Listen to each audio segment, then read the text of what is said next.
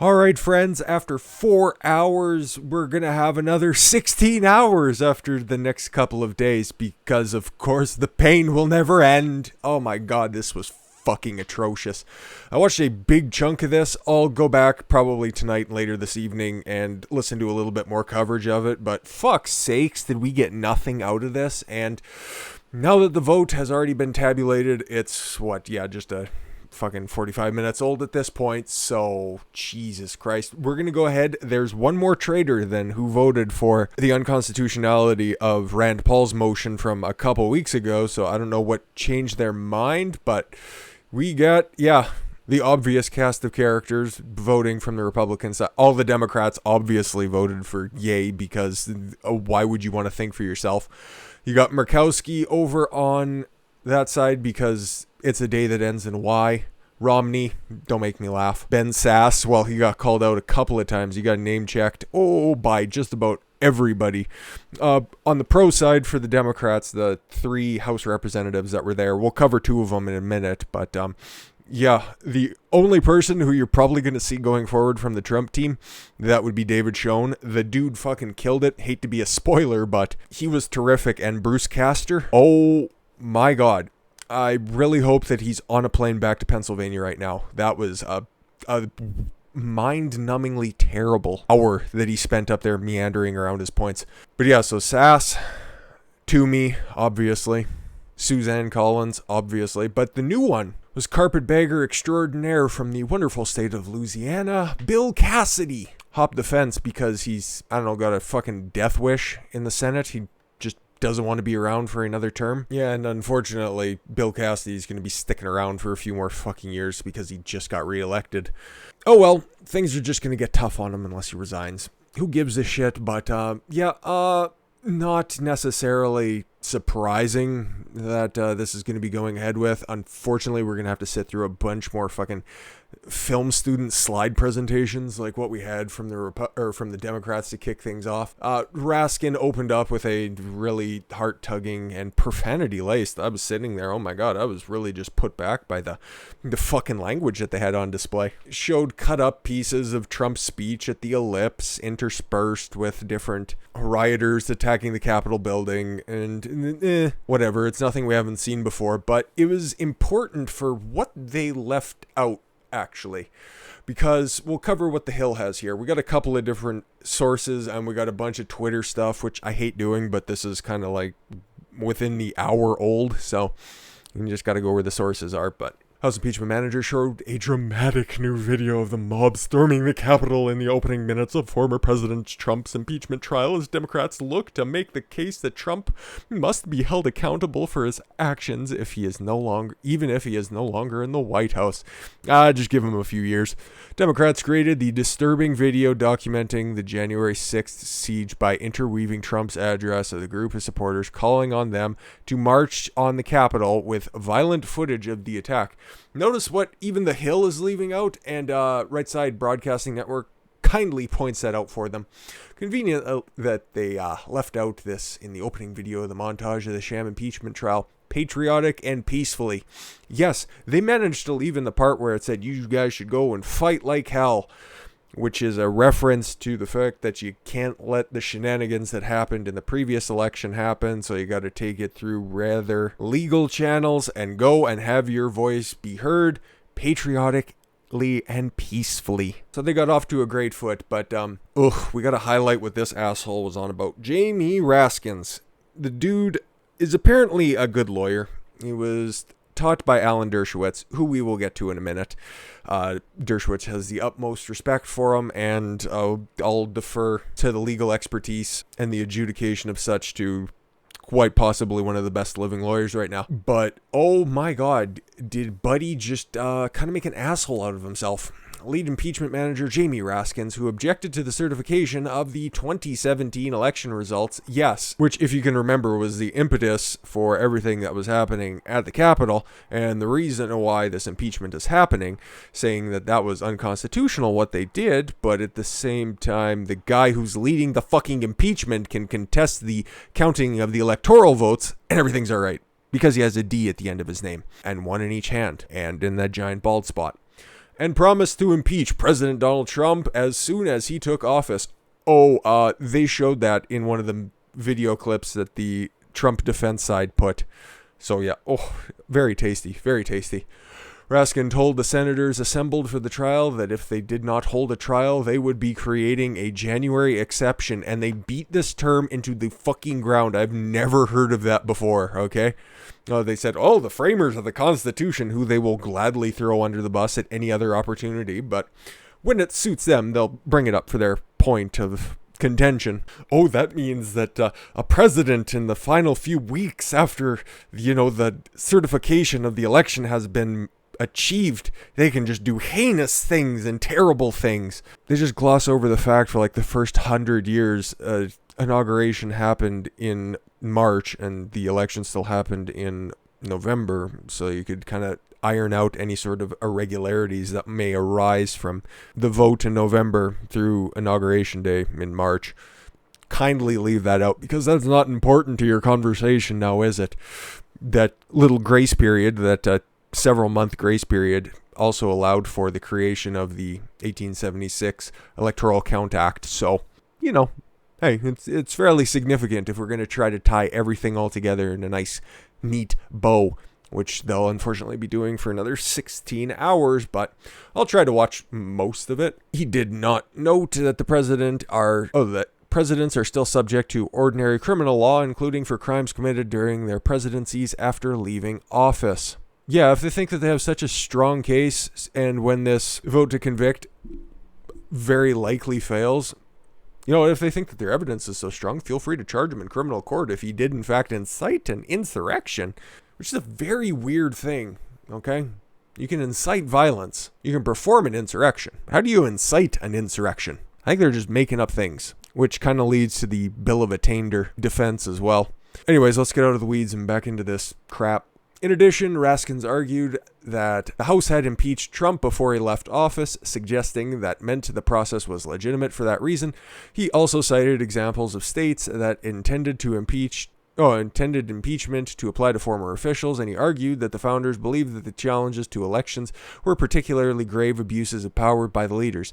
Then why did they bother following everything up with the Electoral Count Act and doing different other provisions along the way when things got a little bit fucking sketchy, when the likes of the John Adams and Thomas Jefferson decided that they were going to count and not count certain electoral votes during their respective elections. And another thing that they brought up, and we'll probably not cover it as well, but I was listening to it, I promise you can go back and listen to the 4+ hours of coverage if you need a sleep aid for this evening. But they kept invoking, the process of impeachment was brought over by the long tradition of Britain and the history that implies there. Well, there's a good reason that the Americans seceded from the British colonies. Why wouldn't they try to codify the laws that they like and found prudent and find a way to modify the ones that seemed like a little bit of a fucking overreach?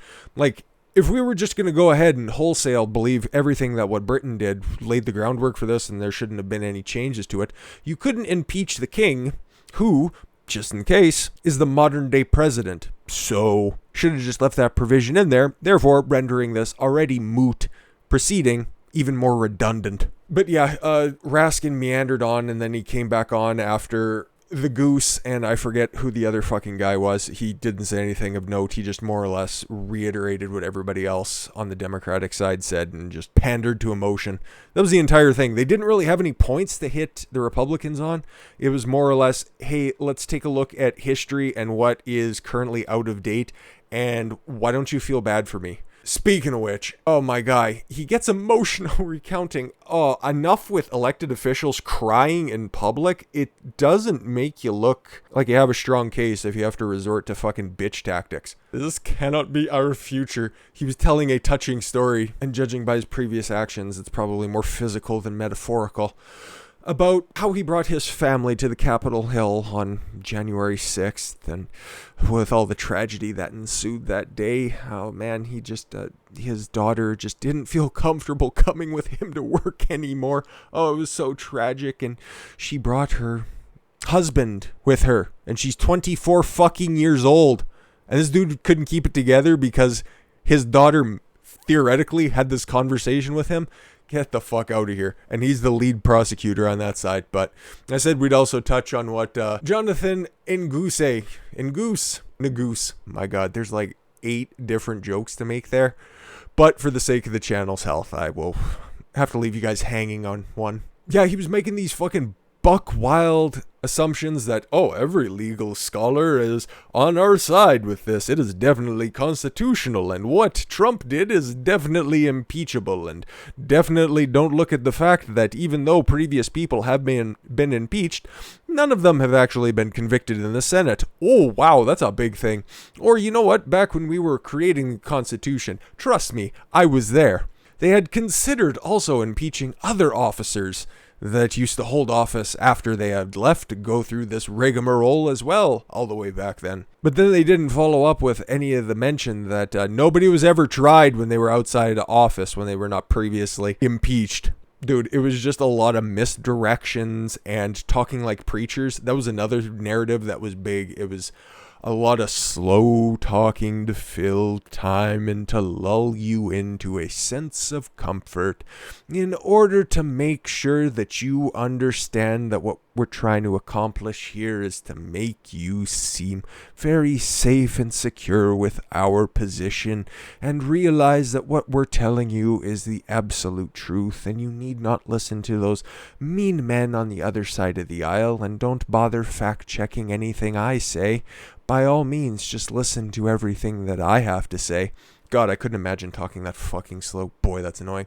Constitutional scholar Jonathan Turley refuted a claim by House impeachment manager, one of the managers. He's not the main manager because Democrats are racist after all. You gotta go second, kid. Joe Neguse. Neguse. I'm pretty sure I heard it, Neguse. In real time on Tuesday, after the Democrat tried to argue that Turley, who along with Dershowitz says that this is 100% a goofy fucking impeachment trial. They said a little bit nicer than that, but I didn't go to Harvard or Yale. Turley believed a former president could be impeached and tried. Yeah, Turley responded on Twitter, where pretty much everything happened today, unfortunately. Rep. Neguse just cited my Duke piece and said that I was an advocate until just a couple of weeks ago for retroactive trials. I appreciate the citation, but it is not true. Ooh, that one stings. That article was 21 years ago. Ooh, also a brand new case. You bring up an article that makes you think that he was in support of not advocating retroactive trials, and you falsify the date in which that article was put out, and you just falsify the guy's opinion to begin with. The fucking 300 IQ play right there. Remember, guys, don't bother checking any of our sources. Just believe us. We've got sources of them, though. Unbelievable. But yeah, both sides, I'll be completely fair on this one, just ended up reiterating each other's points. It was 2 hours from the impeachment side and then 2 hours from two different people from the other side. And by God, we got to spend some time talking about Bruce Castor here. My fucking oath. We'll get to what he eventually meandered out. The dude didn't pick up until about the 45-minute mark into his hour-long match. The fucking guy has a motor like Greg the Hammer Valentine. We're here because Democrats fear Donald Trump as a future political rival. I think that's a good point, and I think that's a very valid point to bring up, but it took him forever to get there. Former President Donald Trump's impeachment lawyer Bruce Castor argued eventually Tuesday that Democrats were trying to impeach him because they did not want him running for office again. Yes, that was another thing that they were bringing up fairly often, but we'll let Bruce meander about. Let's understand why we're really here, Castor said during the Senate trial. We are really here because the majority of the House of Representatives does not want to face Donald Trump as a political rival in the future. Castor argued that House Democrats were afraid of American people if they were this concerned about Trump's political future. He pointed to a rich history of past presidents getting voted out of office, yes, over and over again, and not even just American government officials. He was evoking previous regimes like the Greeks and the Romans. This dude was off his fucking rocker. Christ, work off of bullet points next time. But yeah, another argument brought about by the Democrats is that they're just trying to fast track the censure provision that would require the 3/5 supermajority. Not 3/5. 2/3. 3/5 is something else, sorry. 2/3 majority in the Senate in order to convict Trump on the articles of impeachment, and then after that would be the other vote for a simple majority to bar him from holding any other public future office. And they're trying to subjugate that idea and flip it on its head and then just have the simple majority vote in order to bar him from office. So there is validity to his claims there. But like I'm saying here, dude, and I'll let Dersh tell you himself, because right after Castor hopped off the podium, Dershowitz was on with Newsmax and that skeezy Sellers cat, who actually, for his credit, didn't walk out on this interview. But yeah, the first couple of seconds of this is literally what he says verbatim. After he was asked, how do you think, or what do you think Bruce Castor is doing? There is no argument. I have no idea what he's doing. Dude, it was something else. Like, it's very rarely I'll bring up a Vox article, but they're fair in their assessment on this one. Even right-wing pundits have no clue what Bruce Castor was doing during his impeachment trial speech. Look on Don Jr.'s Twitter page. Look on Jack Posobiec. Look on pretty much anybody else's you can think of. Look at their feed. It goes, Democrats are talking horseshit all of a sudden, and then like a gap where they'll talk about something else for a minute, and then it's like, wow, David Schoen really knocked it out of the park. Whew, there's no cover in this one up. There is no future for this dude.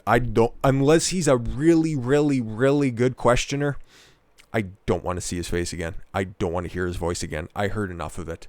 House impeachment managers began former President Donald Trump's second impeachment trial on Tuesday by making legal and emotional arguments, more to the latter than to the former, about why Trump must be held to account for his role encouraging a January 6th riot playdate for a bunch of boomers aimed at overturning his election loss. One of Trump's lead lawyers, meanwhile, opened with a presentation that was more akin to an open mic night.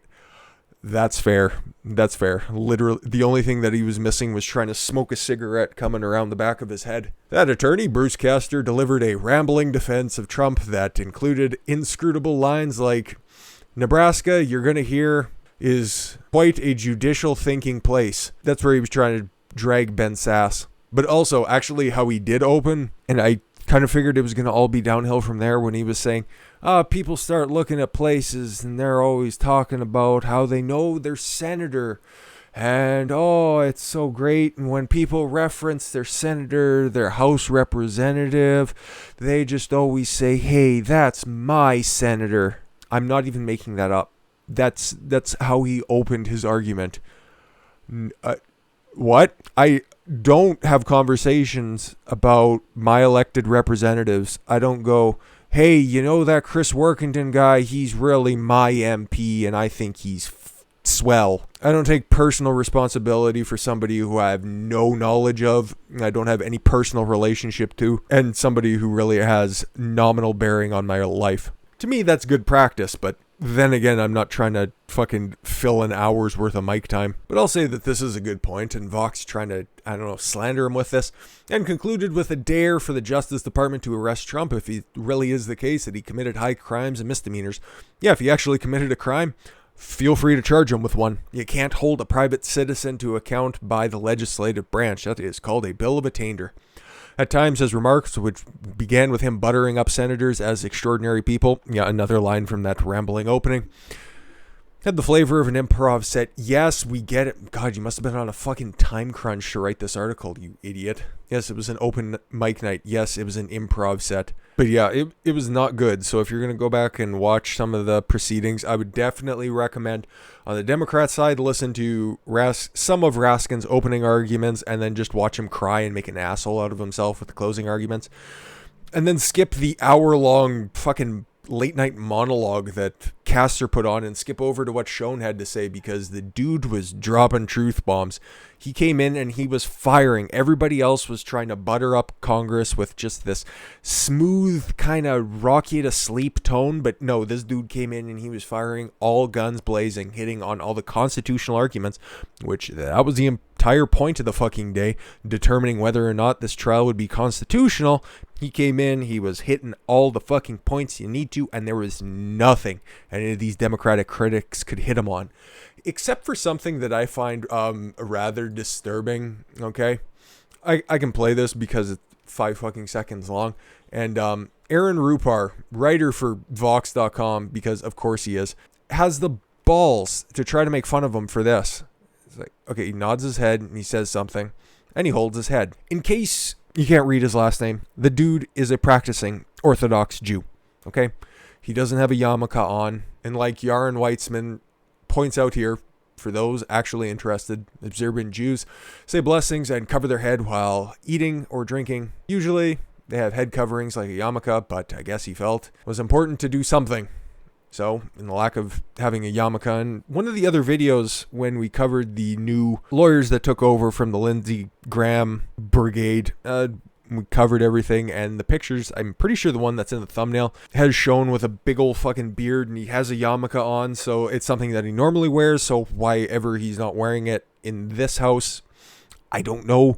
That's his prerogative, but to try to shame somebody for that, and this is just the video, or this is just the tweet that has the explanation of it up there, just for ease, but you check it out right now, and there's a whole lot of, there's a lot of people who can't drink that Trump likes to hire, and just, I don't know if I'm not going to attribute anybody to be an anti-Semite, but I'm sure there are some bad faith actors in there. If that said, yeah, if that's the only thing that you can nitpick on, that's kind of like how Pence destroyed Kamala Harris in the vice presidential debate, and the only thing everybody could talk about, a fly landed on his head.